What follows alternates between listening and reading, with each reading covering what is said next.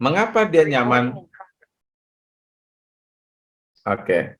Mengapa dia nyaman ngopi di sana? Karena setiap dia datang ke tempat kopi itu, si pelayan selalu bertanya kepada customer-nya. Misalnya katakan customer itu Zikri misalnya ya. Mas Zikri apa kabar gitu ya, ditanya sama pelayan kopi itu misalnya. Jadi kan ketika Mas Zikri ditanya itu pasti alhamdulillah baik gitu kan. Ya, kita akan menjawab. Nah, kemudian komunikasi terbangun. Hari ini saya punya kopi enak loh. Mau nggak saya sajikan? Oh, boleh dong, kata Zikri ya. Maka si pelayan itu menyajikan kopi itu dan dia bukan hanya sekedar basa-basi, dia ngobrol. Bagaimana pekerjaannya Mas Zikri hari ini gitu ya. Sehat Mas Zikri? Sehat, alhamdulillah. Bagaimana dengan keluarga Mas Zikri? Gitu ya. Jadi ngobrol gitu. Akhirnya si customer yang sudah ketagihan ngopi di situ itu dia bertanya, kenapa Anda melakukan ini di sementara di tempat lain orang-orang tidak melakukan ini? Dia mengatakan begini, si pelayan itu, saya di sini sangat menikmati pekerjaan saya. Bos saya, kata dia itu, sangat memerhatikan saya. Di tempat lain yang dulu bekerja, si bos itu hanya bertanya soal pekerjaan. Misalnya, berapa yang sudah terjual hari ini? Berapa yang tidak terjual?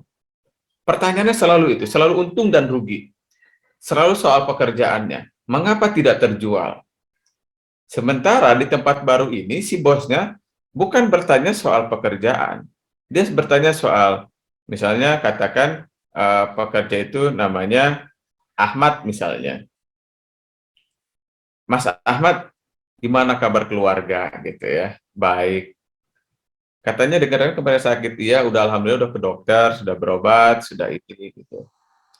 Jadi dia tidak bertanya soal kewajiban, tapi dia bertanya soal yang lebih privasi, yang lebih apa sifatnya perasaan gitu ya, bukan soal pikiran. Jadi soal bagaimana pertanyaan itu sebenarnya sebuah dukungan pekerjaan dia terhadap keluarganya. Jadi si pekerja merasa bahwa dia bekerja didukung penuh oleh si bos. Dia merasa tidak telantar.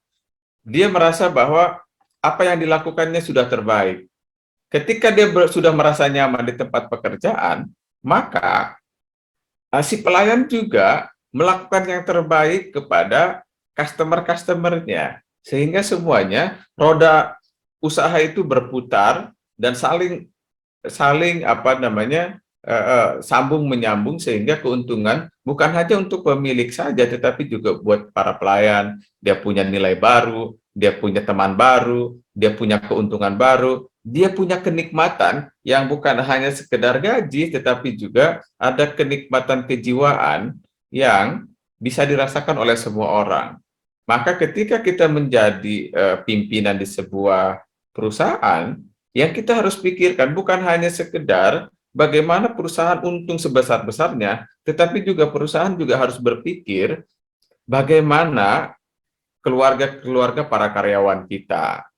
Nah, ini harus dilakukan oleh para pengusaha-pengusaha dengan menguasai bagaimana berkomunikasi yang baik.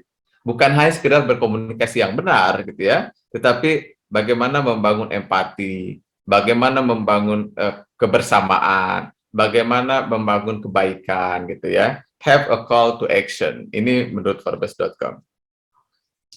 Nah, di antara yang tadi misalnya ada keterampilan presentasi untuk para pengusaha. Ini kita ambil dari tutorialspoint.com. Presentasi adalah cara untuk merepresentasikan ide Anda melalui gambar, tetapi juga membutuhkan keterampilan komunikasi yang sangat baik. Jadi bukan hanya sekedar gambar, Anda juga harus memilih kata-kata yang pas, yang enak didengar. Apa ukurannya enak didengar? Ukurannya enak didengar adalah ketika Anda mendengar kata-kata yang baik, Anda merasa nyaman. Ketika Anda mendengar kata-kata yang buruk, Anda tidak nyaman. Nah, ketidaknyamanan itulah menjadi tolok ukur agar kita juga tidak mengatakan hal yang buruk-buruk. Nah, gitu. Jadi keterampilan komunikasi siapapun harus tetap dilatih sehingga dia berada pada level tertingginya.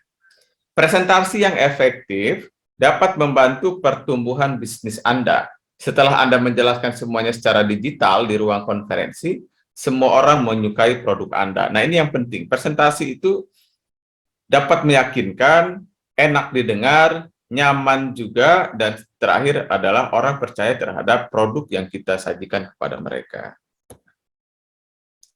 Nah, kemudian masih dalam presentasi ada 3 langkah. Langkah pertama adalah Anda harus menjelaskan tujuan Anda terlebih dahulu. Misalnya, saya melakukan presentasi ini agar, misalnya, mahasiswa memahami komunikasi berusaha dan setelah dari sini, para pengusaha muda ini semangat untuk melakukan usaha. Jika dia sudah berjalan, maka dia menambah semangatnya agar usahanya lebih maju, lebih berkembang. Langkah yang kedua, kita harus melatih sudut pandang terlebih dahulu, sehingga Anda bisa siap untuk target audiens pada saat presentasi. Karena gini, ketika kita melakukan presentasi, maka sesungguhnya kita juga harus tahu siapa yang akan mendengar presentasi kita. Namun biasanya, misalnya di tengah-tengah gitu ya, pas kita datang ternyata apa yang kita bayangkan tidak sesuai. Misalnya saya pernah diundang ke sebuah SD di Jakarta Selatan, SD Kemala kalau tidak salah di Lebak Bulus gitu ya. Saya diundang menjadi pembicara pelatihan jurnalistik. Saya memang sudah biasa menjadi narasumber pelatihan jurnalistik, tetapi biasanya untuk mahasiswa gitu. Tiba-tiba saat itu audiensnya adalah anak-anak SD. Saya pikir anak SD kelas 6 saja. Ternyata dalam satu ruangan itu semuanya dicampur. Ada kelas 6 SD, kelas 5, kelas 4, kelas 3, kelas 1 gitu ya. Bahkan yang paling depan gitu ya. Saya lucu banget ya. Yang paling depan itu anak SD kelas 1. Jadi biasanya kalau saya presentasi terkait sejarah jurnalistik, saya mulai dari Yunani dong ya kan. Misalnya sejarah media pertama ada di Yunani, namanya Akta Diurna. Baru saya mengatakan sejarah pertama kali jurnalisme itu ada di Yunani, di depan saya anak kelas 1 SD itu bertanya, Pak, Yunani itu apa? Dan tiba-tiba saya langsung diam dong. Waduh, gimana saya melanjutkan gitu kan? Yunani saja nggak tahu gitu. Moderator saya itu ada teman saya dan sebelahnya itu ada kepala sekolah tiba-tiba ketawa gitu lah gitu kan, melihat oh iya berarti saya salah gitu ya. Nah, sudut pandang ini salah dong gitu ya. Saya yang biasa aja ngisi di depan mahasiswa, kita sudah mengerti dong Yunani itu apa, ada di mana gitu kan. Nah, saya ingin menjawab begini ke depan di anak-anak itu. Yunani itu, Dek, itu temennya bawang gitu ya di dapur gitu. Tapi kan ini Asar. tapi akhirnya kemudian gini, saya diam, saya langsung berpikir gitu ya, apa yang harus saya lakukan. Oke, saya tidak presentasi seperti ini lagi. Saya langsung bertanya, oke anak-anak, siapa yang hari ini nonton berita angkat tangan? Oh, angkat tangan dong. Apa yang kalian tonton? Oh, berita ini Pak, di mana? Di TV One, yang satu di Trans TV, yang satu di Trans 7. Oh, oke. Nah, itu bagian dari jurnalistik karena ada berita di sana. Oh, gitu ya. Jadi kita harus pada akhirnya ala qadri ukulihim. Kalau kata Nabi itu, khotibun nas ala qadri ukulihim. Kita harus berbicara sesuai dengan konteks audiensnya. Konteks siapa yang kita ajak bicara. Yang waktu itu kita ajak bicara anak SD, maka kita harus menggunakan tata cara, bahasa-bahasa, kosakata yang benar-benar dikuasai oleh anak-anak SD. Oh, yang tadinya saya dimulai dari sejarah, saya balik tuh secara prakteknya apa gitu. Siapa kira-kira yang mau memegang kamera? Oh, saya Pak, gitu kan. Nah, itu baru tuh hidup lagi tuh. Saya tidak lagi tuh melanjutkan apa itu Yunani, bagaimana teori-teori konvergensi media, teori sistem pers. Mana paham mereka kan? Orang Yunani aja nggak paham, bagaimana kita mendengar teori-teori yang besar gitu. Oke lah, nah itu langkah kedua. Nah, kita harus benar-benar mengenal orang-orang yang kita ajak bicara sesuai dengan pedoman-pedoman mereka. Langkah ketiga, tetap ini yang juga penting, yaitu kita punya rasa percaya diri. Adalah kunci mendapatkan kesuksesan. Kalau Anda tidak percaya dengan apa yang Anda tampilkan, maka dari awal orang sudah tidak percaya. Ini soal how to persuasif, bagaimana kita mempersuasi orang-orang dengan kita harus mempercaya diri, pede dengan bahasa kita, dengan penampilan kita, dan kepercayaan diri itu bisa dibangun dengan banyak membaca, banyak menambah wawasan kita, bukan hanya sekedar Anda menggunakan apa, pakaian itu bisa dipoles, tetapi presentasi yang baik harus dilatih dengan ilmu pengetahuan. Tidak bisa presentasi percaya diri hanya dibangun dari dari fisik ya. Dia harus juga dari pemikiran kita, dari sikap kita, dari bahasa-bahasa yang kita gunakan. Anda harus menggunakan kualitas Anda dan mencoba untuk menyembunyikan kelemahan Anda, sehingga tidak mempengaruhi presentasi Anda. Jadi, kepercayaan diri dibangun oleh informasi, oleh wawasan, oleh pengetahuan kita, tetapi juga di waktu yang sama kita harus menonjolkan kelebihan dan menyembunyikan kelemahan, sehingga orang yakin bahwa apa yang kita presentasikan, apa yang kita komunikasikan ada hal-hal yang penting yang mereka harus tahu. Gitu. Oke, ini the important, the important of communication skills in entrepreneurship. Jadi hal-hal yang penting dalam skill komunikasi bagi para pengusaha. Ada Steve Jobs misalnya, yang punya Apple, pendiri Apple, Arianna Huffington, Richard Branson, Elon Musk yang Indonesia pengen kerjasama misalnya ya, yang presiden kita pakai jas rapi, dia pakai kaos doang gitu kan. Ada Sarah Blakely, ada Jack Dorsey, ada Oprah Winfrey yang dia bukan hanya jutawan tapi juga miliuner atau mungkin kalau dirupiahkan ya triliuner gitu ya. What all those famous business leaders had in common is the ability to create a vision so compelling that employees, investors, and the wider public all bought into it.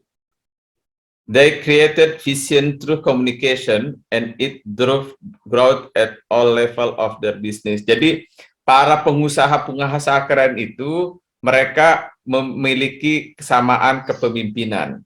Mereka memiliki meng-create atau menciptakan visi yang bagus untuk para, bukan hanya untuk usahanya, tetapi untuk para pekerjanya, untuk para investornya, untuk publik secara keseluruhan. Jadi kehadiran mereka memang dibutuhkan bukan hanya untuk keuntungan si pengusaha, bukan hanya keuntungan untuk perusahaan, tetapi juga untuk keuntungan, kebahagiaan semua yang berkaitan dengannya. Misalnya Apple gitu ya, Apple produknya ada laptop, ada handphone, ada hal-hal yang teknologi digital yang terkini gitu ya, itu memudahkan mereka dan ketika mereka menggunakannya mereka merasa senang gitu ya. Dan membuat visi itu harus menggunakan dengan komunikasi yang baik. Ketika kita menggunakan komunikasi yang baik, maka itu semuanya akan growth, berkembang. Gitu ya. Dan kita harus ingat, kita bukan adonan roti. Adonan roti itu kalau sudah jadi, disimpan berapa jam gitu, dia mengembang sendiri gitu ya. Manusia tidak begitu. Manusia bukan adonan roti, bukan tahu mendadak, tahu yang digoreng dadakan. Dia harus dibangkitkan, dia harus dididik, dia harus dicoba, dia harus dibangkitkan, dia harus diberi motivasi sehingga dia berkembang. Kita berkembang bersama-sama. Kalau roti mengembang sendiri gitu ya. Kalau manusia nggak bisa, kita harus berkembang. Berkembang dengan apa? Berkembang dengan belajar, berkembang dengan komunikasi, berkembang dengan membaca, berkembang dengan banyak hal yang terkait dengan ilmu pengetahuan. Kalau slide ini menjelaskan tentang yang diambil dari Advanced Business Abilities. Ada 5 faktor yang vital bagi skill komunikasi. Yang pertama, bagi para pengusaha, dia harus membangun tim, building a team. Jadi membangun tim itu harus dengan yang pertama, trust, kepercayaan. Harus ada raport, laporan. Baik itu yang berkala, yang berkelanjutan, yang simultan gitu ya, yang harian, mingguan, pekanan, bulanan dan seterusnya. Yang selanjutnya selain itu juga ada relationship, hubungan yang kuat. Ada juga misalnya bisa menyelesaikan konflik, resolusi konflik gitu ya. Bukan hanya sekedar membangun konflik, tapi juga dia harus bisa menyelesaikan konflik. Jadi membangun tim itu dengan kepercayaan, dengan laporan, dengan hubungan yang baik, dengan mencari solusi-solusi untuk menyelesaikan konflik dalam tim. Yang kedua, komunikasi itu, skill komunikasi itu vital untuk finding clients, mencari klien, mencari audiens, mencari customer, dan closing sales. Jadi menutup juga dengan keuntungan-keuntungan atau menutup dengan target-target. Misalnya bulan ini kita target yang mendaftar ke bimbel kita sekitar 100 orang gitu. Nah, itu kita harus mencarinya dengan berkomunikasi yang baik. Yang ketiga, finding investor, mencari dan menemukan investor yang ingin berinvestasi di usaha kita. Ini juga penting. Bapak kan punya modal, misalnya ya, di tempat kita usaha ini gitu. Yang keempat, keeping clients and managing expectation. Jadi menjaga klien dan memanage ekspektasi-ekspektasi. Maksudnya gimana? Maksudnya kita sudah menemukan klien nih. Kita harus menjaga bagaimana klien ini nggak kabur kemana-mana gitu ya. Nah, dengan apa? Dengan banyak servis, dengan banyak komunikasi, dengan banyak melakukan empati-empati terhadap para klien kita. Jangan dianggap misalnya, oh kita untung nih klien dan kemudian kita sombong. Oh kita udah terbaik nih, tempat lain nggak terbaik. Cukup udah segini aja, kita nggak usah ngapain, orang juga akan datang kepada kita. Enggak kayak gitu. Kita tetap harus mengwongke ya, mengorangkan, memanusiakan para klien kita. Kita harus menyapa mereka.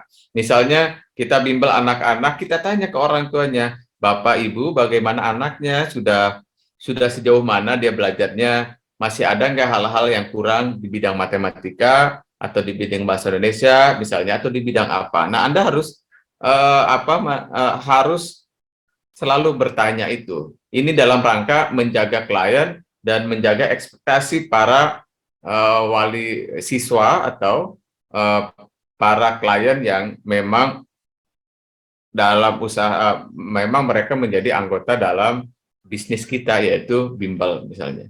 Yang kelima, communication with yourself, clarity of thoughts, mindset. Nah, yang terakhir ini, kita komunikasi dengan kita sendiri. Jadi biasanya kita setelah kalau ada apa gitu ya, kita biasanya ngobrol dengan diri sendiri tuh. Nah, ngobrol dengan diri sendiri itu penting untuk mengukur sejauh mana kita sudah melangkah, misalnya. Apa yang kita ungkapkan sudah benar atau salah? Kalau salah seperti apa? Kalau benar seperti apa? Nah, itu harus clear. Dan itu juga akan mengubah mindset kita. Oh, apa yang saya ucapkan kayaknya salah nih, gitu ya. Karena hati nurani kita akan berbicara, kalau yang salah akan disalahkan sama dia. Kalau benar pasti dibenarkan sama dia. Sehingga kita, kalau kita tetap mendengarkan hati nurani kita tetap berkomunikasi dengan diri kita, insya Allah semuanya akan menjadi lebih baik. Nah, kalau ini dari zenbusiness.com, the six critical. Bentar, ini apa ini? Belum. Every entrepreneur must have. Jadi yang pertama, bagaimana kita harus membangun komunikasi. Pertama, knowing how to empathize with people. Lagi-lagi ini kata kuncinya, empati. Seperti tadi penjual kopi. Dia harus bertanya, hai apa kabar Pak? Saya punya kopi enak loh. Racikan saya mau nggak? Oh boleh dong. Gimana Pak hari kena bekerjanya? Bagaimana keluarga? Sehat semua Pak ya? Gitu ya. Bagaimana dengan istri Bapak udah baikan? Kemarin saya dengar kurang sehat. Oh iya. Kalau misalnya istrinya hamil, sudah berapa bulan Pak? Kapan kira-kira HPL-nya gitu ya misalnya. Kalau lagi gundah gulana ditanya, kok kayaknya murung nih, ada apa? Ngopi dulu yuk, biar enak Pak gitu ya. Anda sajikan kopi itu, Anda buatkan kopi. Misalnya dia nggak mau ngopi gitu, karena mungkin merepotkan Anda. Anda harus bertanya, mau ngopi nggak? Nggak usah, tapi ada kopi enak, mau nggak? Anda buatkan, tetap pasti dia akan minum gitu ya. Nah itu harus empati Anda bangun di awal-awal. Yang kedua, communicating articulatinya. Jadi komunikasi harus jernih, kata-katanya harus artikulasinya harus jelas gitu ya. Tidak ngabur, tidak mengawang gitu ya. Kata-kata itu tidak multi makna, tidak multi tafsir gitu ya. Yang ketiga, yang tidak kalah penting dalam berkomunikasi bagi para pengusaha, wirausahawan adalah being patient. Jadi dia harus sabar gitu ya. Dia harus sabar, dia jangan gampang marah. Kan gini, kalau kita dagang gitu ya, pasti tidak semua customer kan baik ya. Ada juga yang customer yang misalnya kalau kita menjual baju misalnya harganya 100.000, dia datang dong gitu kan, Pak atau Bu, Neng, Teh, Kang, ini berapa harganya? 100.000, kita jawab. Boleh nggak kalau harganya 30.000 gitu? Saya tawar. Ini kan nggak masuk akal. Dan kita nggak boleh mengatakan cari aja di tempat lain, dapat mah jago gitu. Jangan, bahasa itu jangan dikeluarkan. Kita jawab, kalau segitu belum Bu, gitu ya. Harganya belum sampai gitu ya. Ini kualitasnya bagus, harganya 100.000 saja gitu ya. Nah kita harus sabar tuh menghadapi para audiens, menghadapi para customer, menghadapi orang-orang yang berkomunikasi kita yang ngeselin gitu ya. Kita harus sabar. Yang keempat, hampir di semua yang kita tampilkan tadi adalah being a good listener, menjadi pendengar yang baik. Jadi tidak ada komunikasi yang dua arah, yang berjalan simultan, yang berjalan terus-menerus, yang berjalan dengan baik tanpa kita menjadi pendengar yang baik.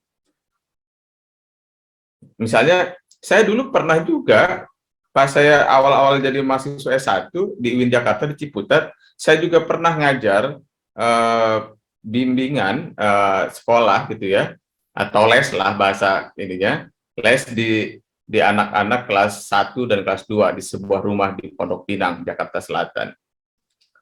Saya ngajar kelas 1 dan kelas 2. Kelas 2 yang cewek, adiknya cowok kelas 1. Yang cewek nggak masalah. Yang cowok tiba-tiba pas kita mau mulai, Dek, kita mulai belajar yuk. Ayo, kita mulai dengan basmalah. Bismillahirrahmanirrahim. Om, kenapa? Tadi Om, temen aku itu Om, dia kan nakal banget ya Om ya.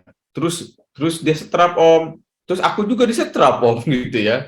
Oh gitu ya. Terus gimana? Ya aku sih nggak apa-apa disetrap. Aku sedang aja daripada aku di kelas duduk-duduk aja, mendingan aku berdiri-berdiri, aku lihat-lihat gitu ya. Oh, gue bilang, terus gimana gurunya? Gurunya sih nggak marah-marah, dia cuma hanya nyuruh berdiri aja gitu. Jadi 1 jam itu kita habiskan dengan ngobrol gitu dengan anak itu. Bagi saya nggak apa-apa daripada dia capek ya, apalagi dia kan full day school dari pagi sampai sore. Orang tuanya bekerja sebelum matahari terbit dia udah pergi. Matahari sudah terbenam jam 9 malam baru datang gitu ya. Orang tuanya datang dan saya baru selesai ngajar gitu. Gimana Mas Deden, Om Deden, anak-anak ini? Oh bagus Bu, padahal dalam hati saya anak ini pengen curhat Bu, tapi curhatnya sama saya, mungkin dia nggak berani curhat sama mama papanya gitu dalam hati saya gitu ya. Nggak apa-apa gitu, kita dengar aja apa curhatan anak-anak. Bayangkan anak-anak udah capek belajar, masa di rumah juga harus dipaksa belajar, kan nggak masuk akal. Bagi anak-anak sudah bisa baca dan menulis sudah keren banget, udah bisa berhitung udah bagus banget, dengerin aja. Jadi saya denger aja ngobrol, terus besok gimana kalau kamu setrap? Besok sih kayaknya aku nggak akan setrap deh, aku kan akan menjadi yang lebih baik lah, kata dia. Nah gitu, kira-kira kita harus juga menjadi pendengar, walaupun yang kita dengarkan itu klien gitu anak kecil gitu, kita dengerin aja, kita ajak ngobrol, mereka nyambung kok kalau kita mau mendengar anak-anak kecil itu. Nah yang kelima, knowing when to trust. Jadi kita harus tahu juga dan harus membangun kepercayaan, karena kepercayaan ini penting. Hubungan itu harus dibangun dengan kepercayaan dan kita harus menjaga kepercayaan itu. Bagaimana membangunnya? Ya kita harus empati, harus mendengar. Yang terakhir adalah awareness, kepedulian, apa namanya, curiosity, kita pengen tahu yang lebih banyak, apa namanya, tidak merasa cukup gitu ya. Jadi tetap aware terhadap apa yang kita lakukan. Kita tetap berpikir apa yang bisa kita kembangkan. Nah ini diantara 6 kritikal yang harus kita tahu ya, bagaimana menjadi komunikator wirausaha. Saya pikir demikian, kita bisa lebih dalam lagi berdiskusi. Thank you, terima kasih, hatur nuhun, syukron kathiron, tasyakur ederim. Saya kembalikan kepada moderator, Mas Cikri Cahaya.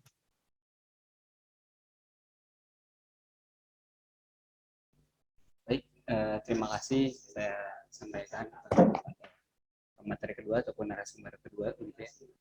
Dan alhamdulillah ya rekan-rekan semuanya, materi pada sore hari ini begitu sangat luar biasa gitu ya dari kedua narasumber gitu.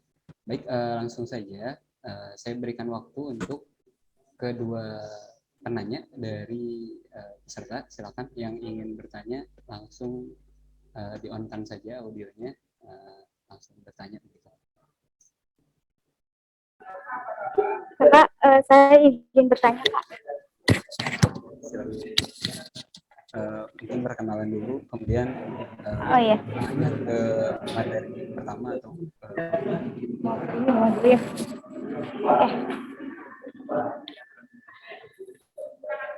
Assalamualaikum warahmatullahi wabarakatuh.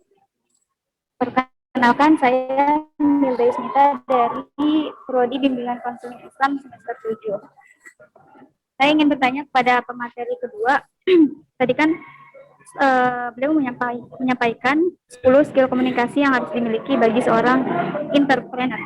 Nah, kan seorang entrepreneur juga selain memiliki skill tersebut harus memiliki personal branding ya Pak ya, untuk usahanya agar dapat dikenal oleh orang lain.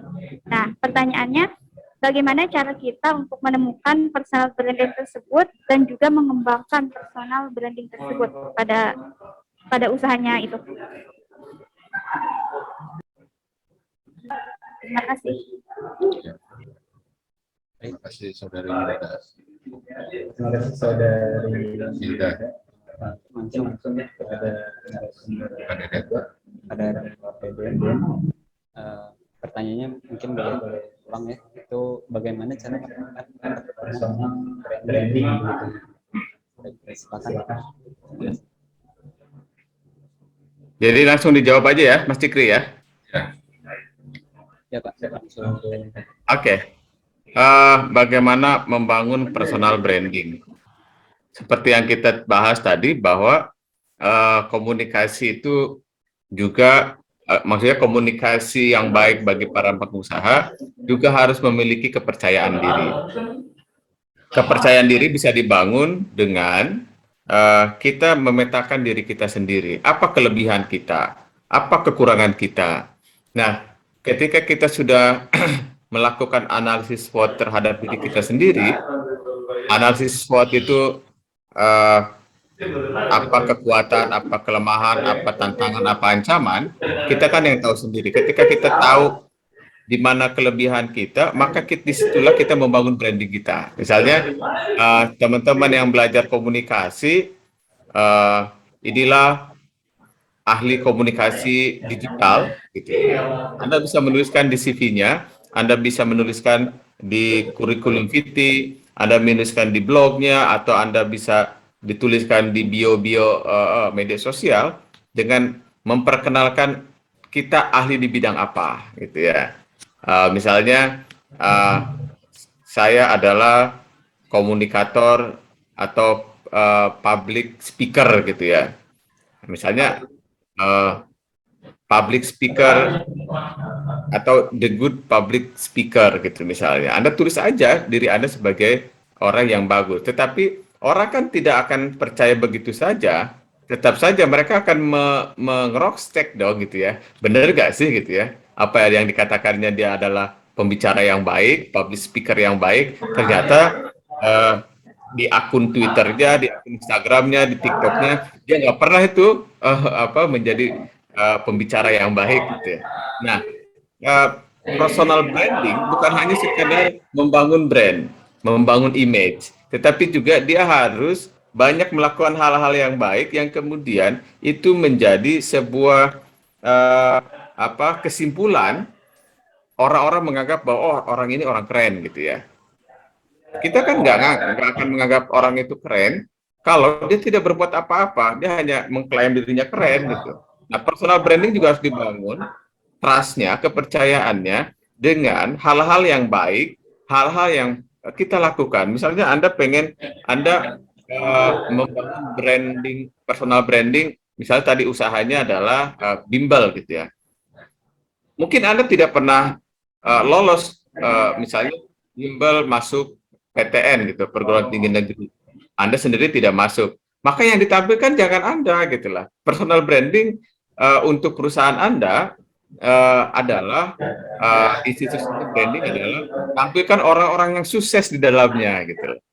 Uh, Siapakah itu misalnya dia yang lolos ujian, dia adalah alumni UI, misalnya alumni ITB gitu misalnya ini, atau kampus-kampus besar atau pesantren-pesantren besar misalnya. Nah, kita bisa saja tidak membangun personal branding asalkan usaha kita, perusahaan kita memiliki branding yang baik. Nah, branding yang baik dengan menunjukkan orang-orang yang baik, yang memahami, yang juga dia punya skill di bidangnya. Misalnya, bimbel ini sudah meloloskan 10 di 10 perguruan tinggi negeri yang keren gitu, misalnya sebut saja UI, ITB, Unpad, UGM dan lain-lain misalnya. Nah, itu akan membangun branding dengan sendirinya bahwa orang akan percaya terhadap bimbel Anda karena bimbel Anda memang sudah meluluskan orang-orang keren gitu ya. Sementara kalau Anda tidak menuliskan itu, orang mana percaya? Gimana saya percaya Anda aja nggak lulus gitu? Nah, itu kan akan mudah dipatahkan walaupun kita sudah berbusa-busa mengatakan yang terbaik, padahal Anda tidak berbuat baik. Gitu ya, Mas Fikri dan Mbak Milda ya yang bertanya tadi. Baik, terima kasih Pak Deden. Baik, saya beri kesempatan untuk penanya kedua. Silakan langsung di-on audionya dan langsung bertanya.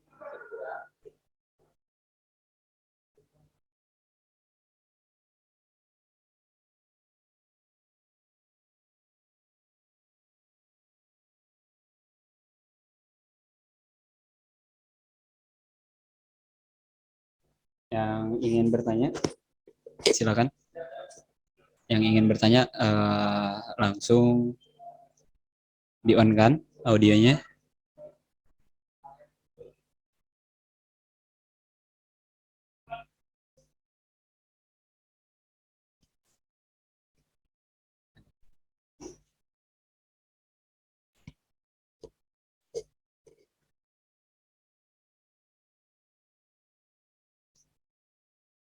Baik, jika tidak ada, mungkin saya langsung memaparkan karena seharusnya keynote-nya itu Pak Sauki selaku direktur begitu ya. Namun beliau tidak dapat hadir karena rapat. Jadi saya yang menggantikan untuk kesimpulannya dari dua pemateri. Saya akan memaparkan mungkin. Baik.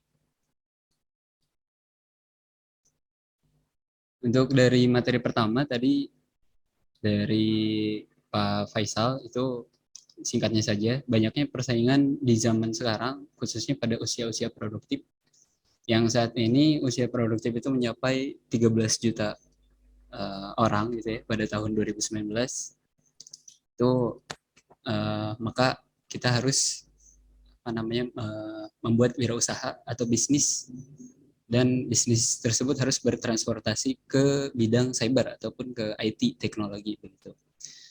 Kemudian tadi ya, wirausaha adalah suatu sikap, jiwa, dan kemampuan untuk menciptakan sesuatu yang baru, yang sangat bernilai dan berguna bagi dirinya dan orang lain. Kemudian ada pun contoh dari wirausaha dalam pendidikan, yaitu bimbel online, atau sekarang itu ada aplikasinya Ruang Guru, Zenius. Kemudian kalau tadi dipaparkan juga ada contohnya itu Pripat Psikotes gitu. Kemudian wirausaha pendidikan membantu warga masyarakat untuk meningkatkan taraf hidup masyarakat tersebut. Dan sikap, mentalitas, dan sifat-sifat pada seseorang wirausahawan sangat berpengaruh terhadap bisnisnya ataupun wirausahanya. Kemudian tadi kita harus menjadi karakter yang tahan banting begitu dari materi pertama mungkin. Nah, untuk materi kedua mungkin ini tadi saya juga rekap gitu ya. Komunikasi adalah cara untuk melakukan interaksi antar manusia. Para pengusaha selalu berusaha meningkatkan keterampilan komunikasi mereka karena hal ini akan membantu mereka dalam berbagi ide dan mempresentasikannya dengan jelas, serta untuk terus bekerja dengan cara yang lebih baik dengan staf, anggota tim, klien, dan kolega mereka. Kemudian tadi sudah dipaparkan ada 10 skill komunikasi, dan yang saya note, komunikasi harus baik dengan jika kita pengusaha, maka komunikasi kita harus baik dengan klien ataupun karyawan kita, maka karyawan kita pun akan senang dan berkomunikasi dengan baik kepada pelanggan kita. Dan komunikasi tadi juga harus sesuai dengan audiensnya, kemudian harus percaya diri, dan tadi di notif dari pengusaha-pengusaha besar di dunia, yaitu ada mereka itu keuntungan dari bisnisnya itu, pengusaha tersebut bukan hanya untuk pribadinya sendiri, tapi untuk seluruh keluarga dan seluruh masyarakat begitu ya. Dan tadi di note juga pentingnya menjadi pendengar yang baik begitu. Mungkin itu saja yang saya simpulkan dari kedua materi tersebut. Terima kasih saya ucapkan kembali kepada pemateri ya, ataupun narasumber dari Dr. Tal, kemudian Dr. Sangat luar biasa sekali, dan saya ucapkan terima kasih kepada hadirin semuanya serta pada acara sore hari ini. Semoga bermanfaat untuk kita dan berkah selalu gitu ya. Sehat selalu untuk narasumber kita. Baik, mungkin terima kasih. Terima kasih kepada Deden. Baik, dari Sekjen saya persilakan. Baik, terima kasih ya rekan-rekan peserta atas partisipasinya, dan terutama sekali kepada Pak Deden ya. Terima kasih banyak Pak Deden atas ini kesediaannya mengisi Stadium General ya, karena ini Stadium General perdana buat PLKM Pak Deden ya. Siap, sabi-sabi dikasih ya. hati. Mudah-mudahan nanti pas anniversary-nya bulan November kita bisa offline ya Pak Deden ya. Insya Allah. Ya, untuk kali ini saya mohon maaf ya atas tadi ketidaknyamanan ya, mungkin tadi ada gangguan teknis ya, dan mohon maaf atas ketidaknyamanan tadi.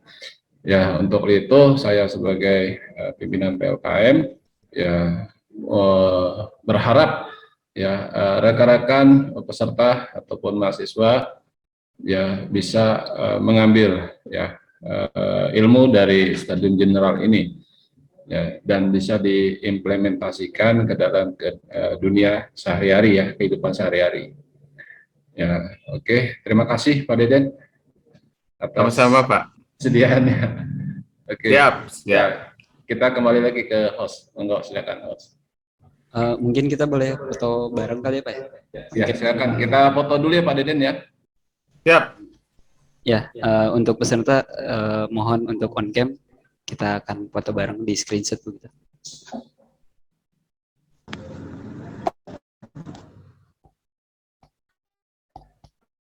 Sekali lagi untuk seluruhnya dimohon untuk on cam, karena kita akan foto bareng dokumentasi begitu ya di screenshot.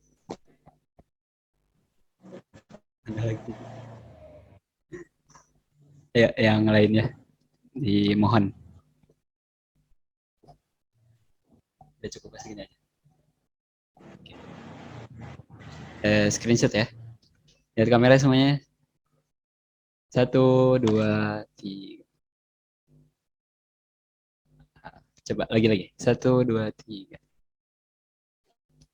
Mungkin gaya atau gimana Pak?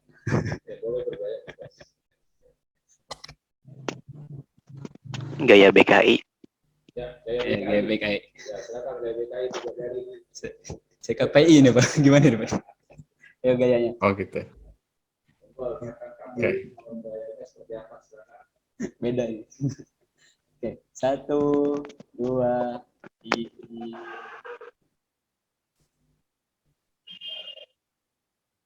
Baik, terima kasih saya ucapkan kembali kepada seluruhnya begitu ya. Semoga ilmu hari ini bermanfaat begitu. Saya memohon Amin, pasti. apabila banyak kesalahan dari saya dan ada kesalahan teknis begitu. Kurang dan lebihnya mohon dimaafkan. Wallahul muwaffiq ila aqwamit thoriq. Assalamualaikum warahmatullahi wabarakatuh. Waalaikumsalam. Waalaikumsalam warahmatullahi wabarakatuh. Makasih banyak Pak. Baik, terima kasih ya semuanya. Saya mohon izin undur diri. Ya, silakan Pak. Terima kasih Pak. Terima kasih banyak ya. Assalamualaikum. Ya, sama-sama Pak. Di live ya. Akun yang live.